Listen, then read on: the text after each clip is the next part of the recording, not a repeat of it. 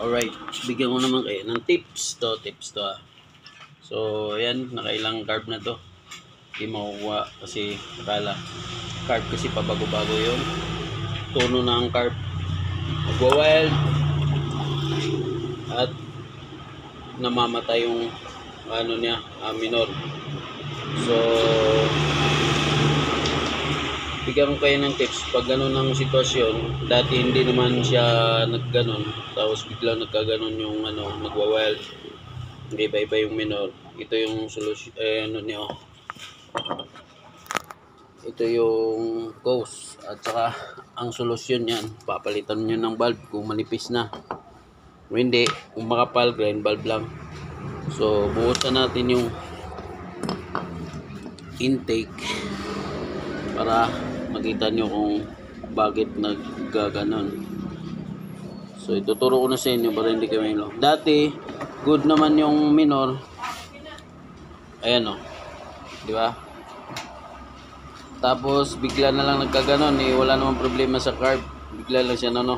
Ito ayan o, sobrang kapal na ng carbon. Tapos yung valve na yan, sigurado manipis na yan. So kaya tumukod yun dito sa valve clearance, wala nang clearance, kaya ganun siya. So kailangan papalitan na natin yan ng bago para makapal na yung labi ng valve. Dalawa yan, tapos lilinisin, tapos ibabalik. So okay, yan yung bago kong project na Mio Sporty. Alright. So alright, bigyan ko yan ng tips pag nagpalit kayo ng valve seal, tapos wala kayong pulan nitong pin ng itong pin ng rocker arm. So ang gagawin nyo, wag nyo nang tanggalin yung itong rocker arm. Ang tatanggalin nyo lang ito lang, itong tappet bolt. So pag natanggal nyo yan, pwede na kayo magpalit ng valve seal at saka valve spring. Yan, pwede rin nyo rin ilagay sa taon. Okay na. So yan, ito lang tatanggalin nyo. Magkakaroon na ng play yan, tataas na yan dito. Pero tatanggalin nyo yung cams, itong cams.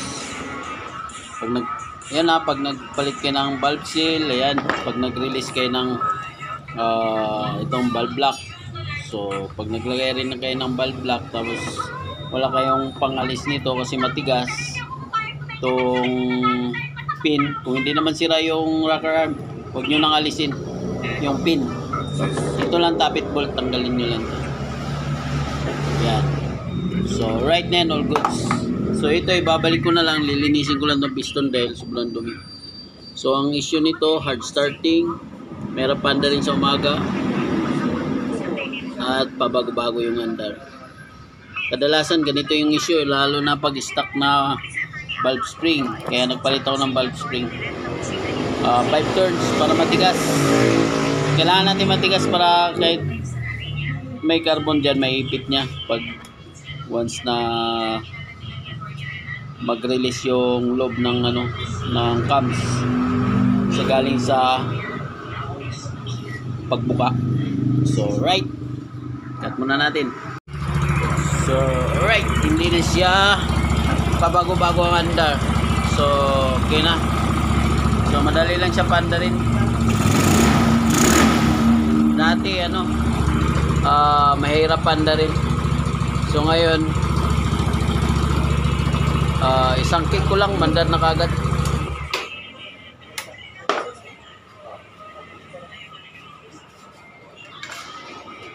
Isang kick ko lang kanina, mandar kagad.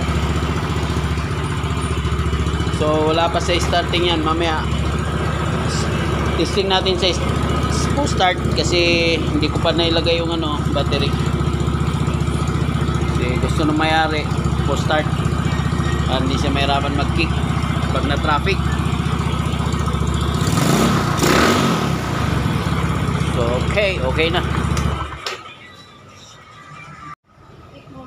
Iyon mo daw. Kaya malamig na yan eh. Gasan mo muna. Ay hindi, yung switch. Spain mo lang.